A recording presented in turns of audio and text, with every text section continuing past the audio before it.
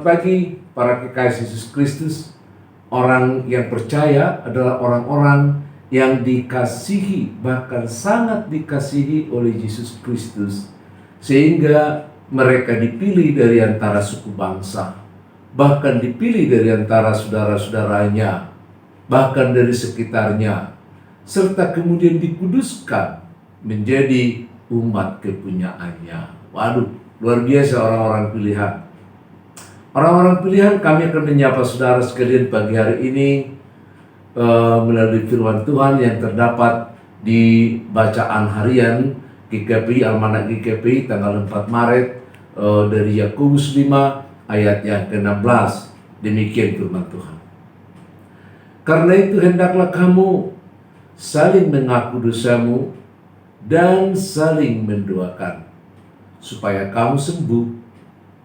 Doa orang benar bila dengan yakin didoakan sangat besar kuasanya.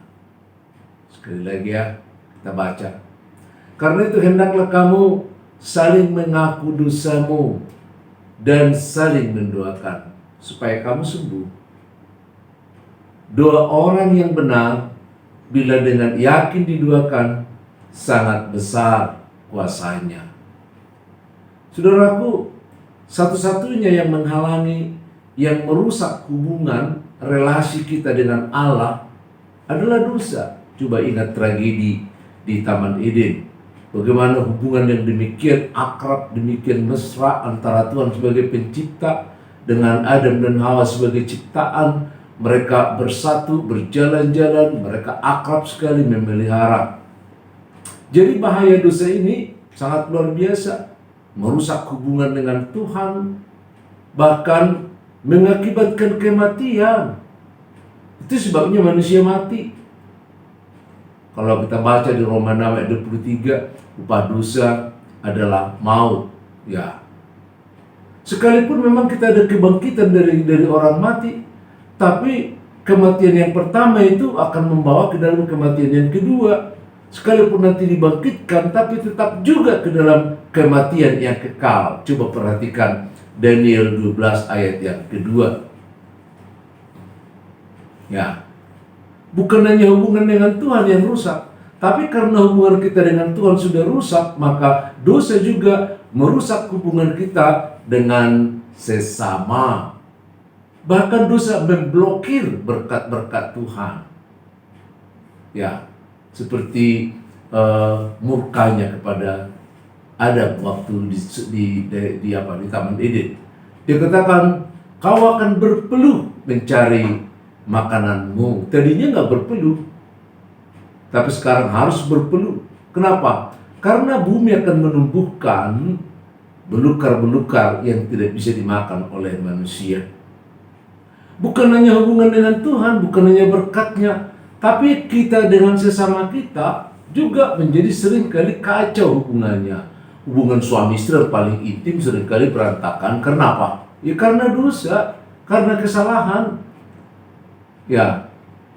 Lalu hubungan kita dengan anak-anak, hubungan dengan keluarga besar, hubungan kita dengan sesama satu bangsa dan lain sebagainya, yaitu semuanya rusak. Ya. Dosa merusak hubungan kita dengan sesama kita. Coba perhatikan di Yakobus pasal yang keempat ayat yang kedua. Dosa juga merusak suasana batin. Ya, jadi bukan hanya dengan orang lain, bukan hanya dengan Tuhan, tapi suasana batin kita juga tadinya damai, tentram, kreatif, juga tiba-tiba menjadi orang yang gelisah, orang gak sabaran, menjadi pemarah, gampang tersinggung, wah nggak punya belas kasihan, no mercy, ya kejam, keji, ketus, sombong, angkuh, gelisah, dan akhirnya banyak orang yang sakit. Kenapa sakit? Ya karena kita menjadi orang yang gelisah, kita menjadi orang yang khawatir.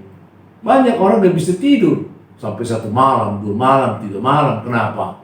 Karena di dalam dirinya ada begitu banyak persoalan yang tak terselesaikan, sehingga matanya nggak bisa terpejam. Ya.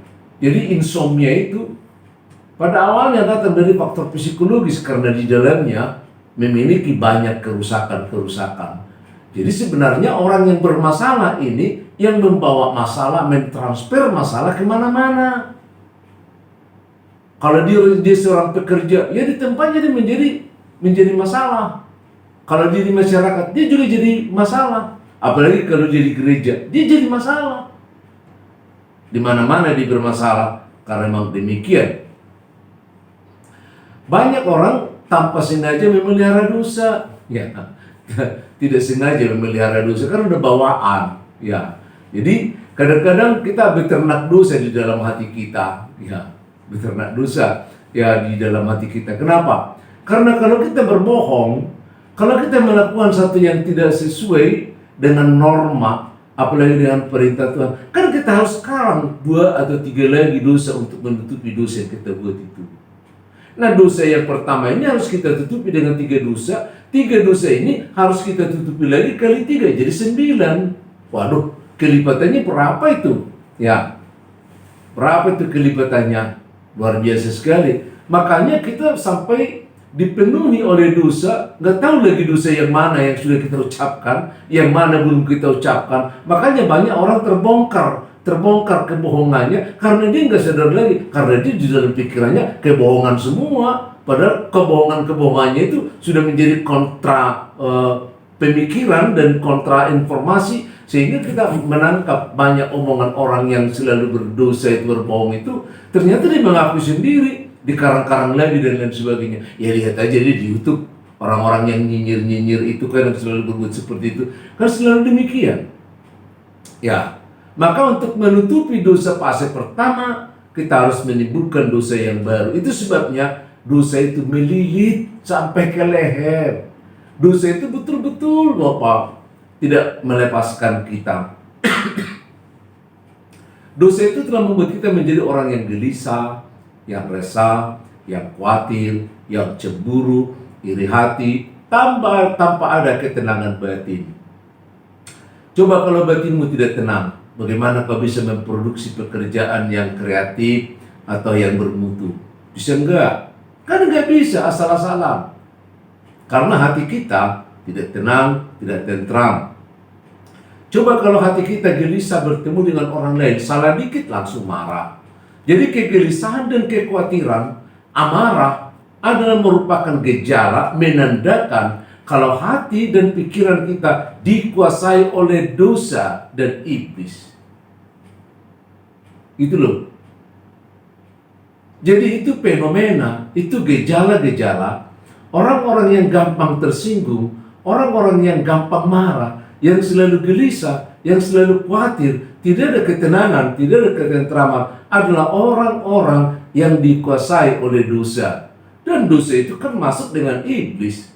Ya. Tapi sebaliknya ya, ini yang mau kita dengar. Sebaliknya jika kita melakukan kesalahan, tapi kita mohon pengampunan dari Tuhan. Seperti Daud, pernah nggak berselingkuh? Pernah. Tapi dia mohon ampun dari Tuhan.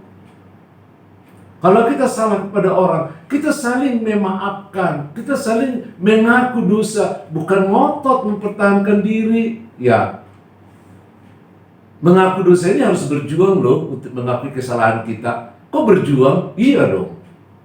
Orang yang berbohong itu, orang yang berdosa itu, orang yang melakukan kesalahannya dan selalu ditutupi, kan itu kan harus melawan harga diri, bukan melawan orang, melawan harga diri gitu ya.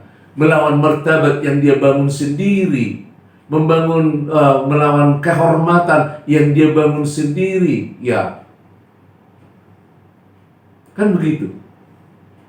Jadi lawan kita bukan di luar, lawan kita di dalam. Sehingga kita susah mengakui kesalahan kita, kita susah minta maaf, kita selalu membangun narasi-narasi lain, menutupi kesalahan kita semakin bertimbun-timbun. Coba deh, kalau kita mau saling mengaku dosa, ya. Kalau kita mengaku dosa di hadapan Tuhan, setelah kita selesai bekerja satu hari, ya, sebelum tidur kita merenung semua pekerjaan kita satu hari itu. Ada nggak pekerjaan kita yang cacat dengan dosa? Ada nggak pekerjaan kita yang memuliakan Tuhan? Ayo kita mencoba merenungkan kembali.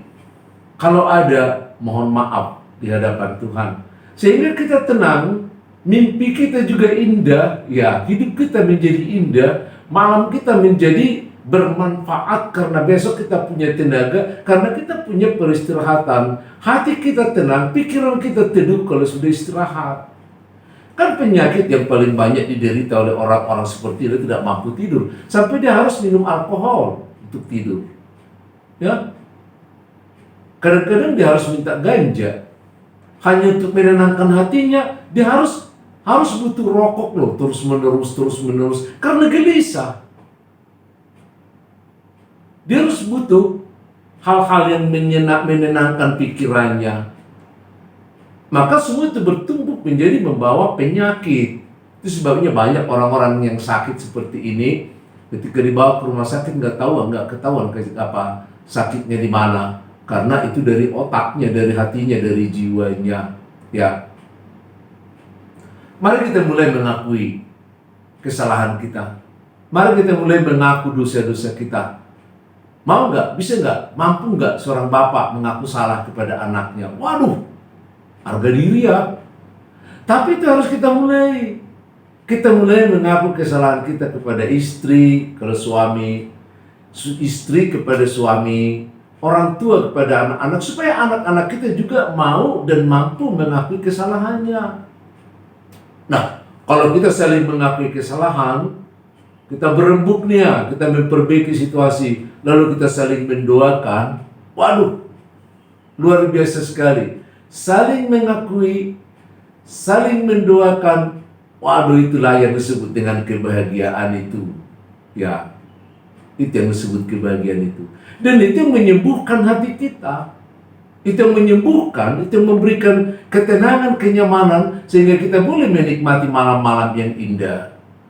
Kita boleh menikmati hubungan suami istri yang memang sangat akrab. Kita boleh menikmati hubungan dengan anak yang sangat bagus sekali. Kita boleh menikmati hubungan dengan semua orang, sekalipun orang itu banyak kesalahannya. Karena kita mulai mengakui kesalahan kita, karena kita mulai saling mendoakan. Saling mengakui kesalahan bukan mencari-cari kesalahan. Ayo berhenti mencari-cari kesalahan orang lain. Ya, tapi saling mengakui kesalahan. Akuilah kesalahanmu, sekecil apapun, itu akan menjadi keuntungan bagimu yang mendapatkan ketentraman dan kebahagiaan. Saling mendoakan, jadi saling mengampuni, saling mengakui kesalahan, saling mendoakan. Pasti kita sedang menjemput kebahagiaan bersama dengan Tuhan. Shalom.